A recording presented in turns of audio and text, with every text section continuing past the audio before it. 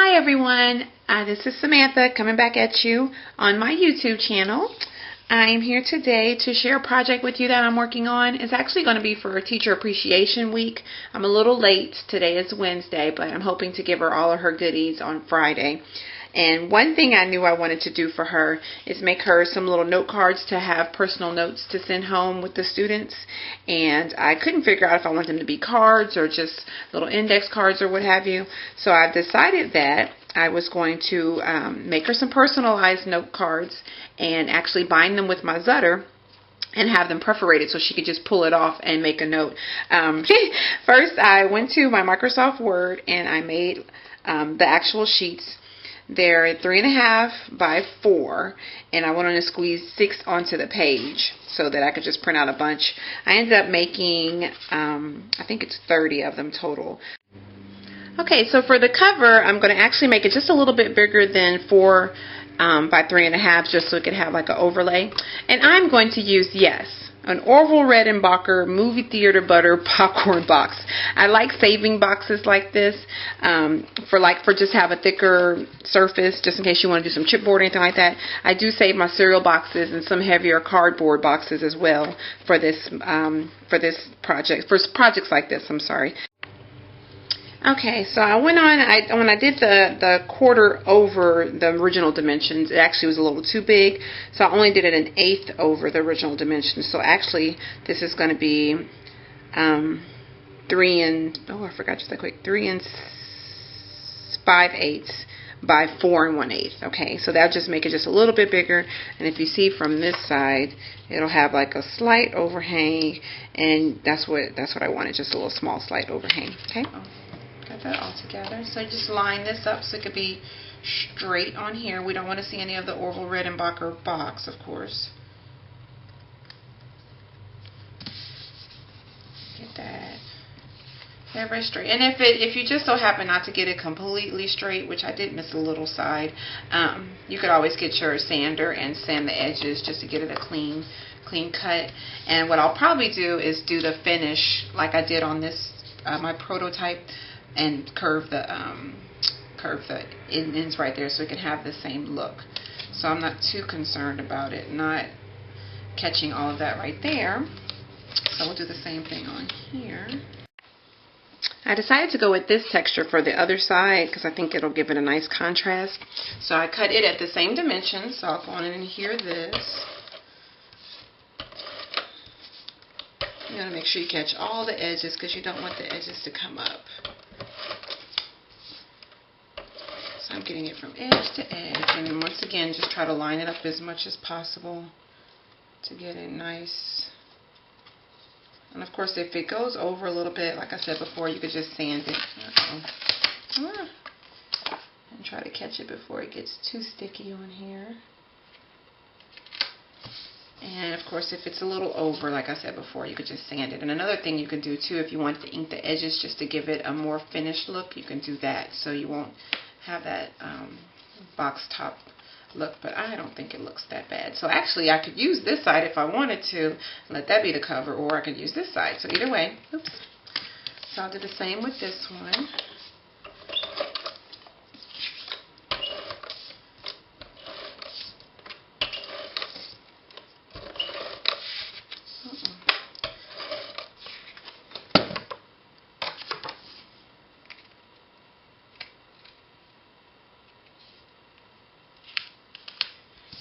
Alrighty, so there we go. So I got all my edges on my paper adhered on. So I'm not sure whether I like this one. I think I'll stick with my original plan and do the stripes. So that way when it's open, they'll have this contrast against the paper.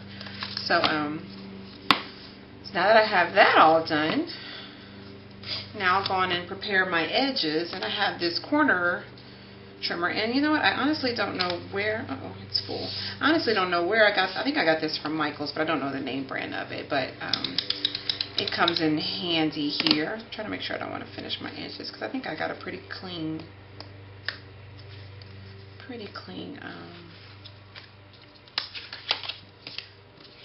on the edges. But you know what, just in case, I'll go on and sand the edges just to make sure I got it real clean, and I'll be right back. Okay, I'm back. Of course, you probably can't tell the difference, but I just sanded the edges, and it actually gave it a cleaner look. And of course, when you sand, make sure you go, if you're doing it on this side, just make sure you sand down. You don't want to come up and lift the paper. And then when you turn it over, just sand down on that side. So pretty clean edges. So I'm going to go on and put my corner rounder. Press it really hard because I have this thick material. But there I go. So I got that rounded. And this will probably be the back side. And then do the same with this.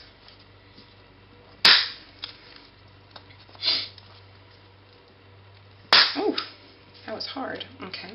So I'm going to empty this because I know it's already full. Then I'll go on and get ready to round my edges for these. And so I've rounded all of my edges, and I went on and got a big binder clip so I can keep it in place. So that way when I punch my holes in it, I know that it'll be straight. So I tried to sit it evenly in here and kind of get it flush to the end and set it evenly so I have the equal amount of space on both sides and at the top, of course. So for this, I'm going to use my Zutter. So I'm going to get it set up, and then I can show you how to punch it. Okay. I've got my O-rings and my Zutter ready. I decided to go on and use the 1/2 inch O-rings because it's really not that big. So I went on and set it up here. And basically, if you have a Zutter, or even if you don't, you use your guide. You stick the 1/2 inch guide in here and then tighten it up until it gets, you know, just a little where you can put it in and out. And that'll set the 1/2. And the reason why I'm going to go on and punch these now is so that when I get ready to do the perforation, I know how far back it needs to be. So when you first put it in, you would make sure you put it on C for the cover. And so I've set it to C right here. I'm going to go on and take my cover.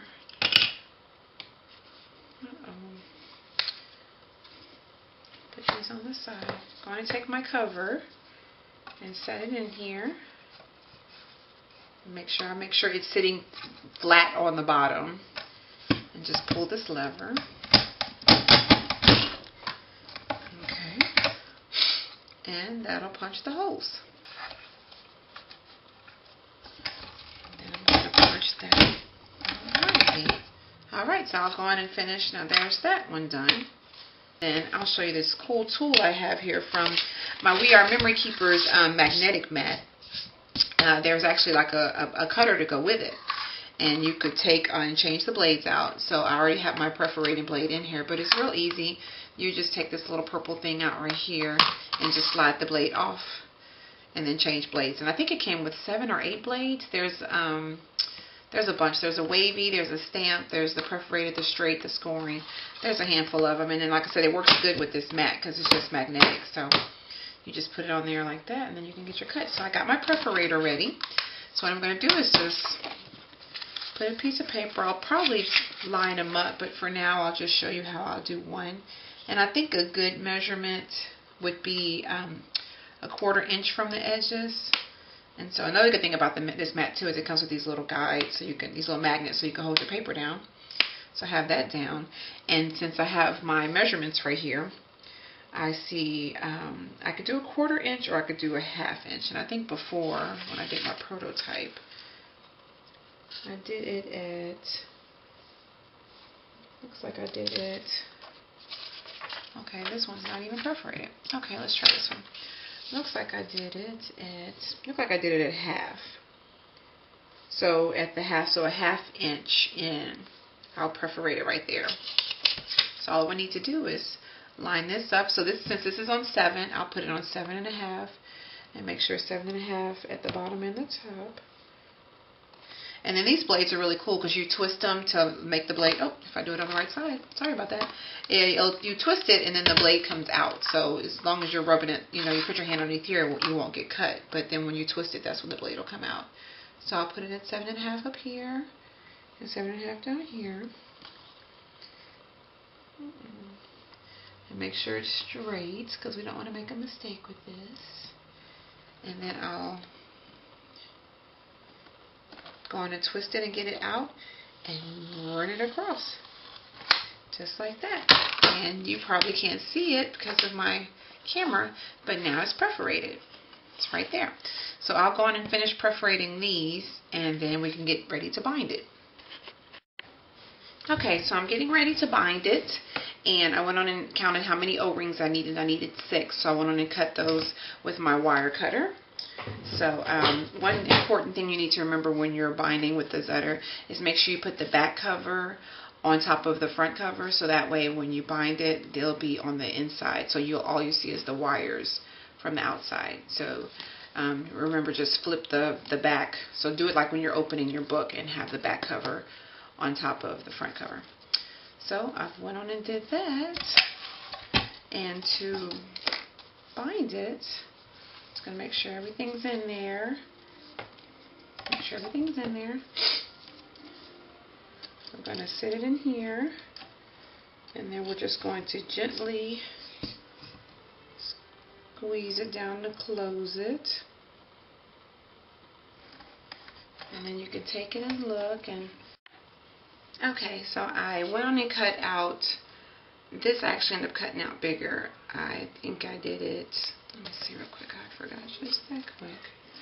I think I did it, okay, I did it at 2 1/4, looks like. And I went on and cut the shadow feature so it can have some dimension, because it looked like it was going to be too busy on the book. And then on Potpourri, on the bonus section on page 63, I cut out this pencil at 3/4 inches, and I'm just going to put it right here on with some pop dots. So I'm actually contemplating, oh, and I did, it does require a lot of layers, so I used the Xyron to get the different pieces on there. So I think I'm going to ink the edges with some Tim Holtz, the antique linen, just to give it give the edges some finish, and then I'll go on and get this assembled. Okay, I got it finished. This is the finished product. I actually went on and decided to put a sentiment down here, and it just says thank you from the bottom of my heart. And what I'm going to do is have my son, since it's for his teacher, write something on a piece of paper and put it in here, like just saying he's thankful, and just maybe sign his name so she can remember who it came from. But I think it came out really cute. Everything is all in there. Like I said, it's perforated so she can take out a page if she needs to write a note to someone. You could, if you don't want to, I decided to add the ribbon on the side just to add something different to it, but without the ribbon it's still cute. Let me see if I can push it back and show you guys. If we didn't have the ribbon, it's still cute. So either with or without the ribbon, doesn't matter. And just a refresher, basically I used mini monograms for the scalloped square, and then potpourri for the pencil, and then once again this is just a stamped sentiment. Okay, so I'm glad you enjoyed it, and thankful for all the teachers. Be thankful for all the teachers out there, and they really work hard, and they really do a lot for our society. So, all right, and you guys have a great day. Thank you for watching. Bye-bye.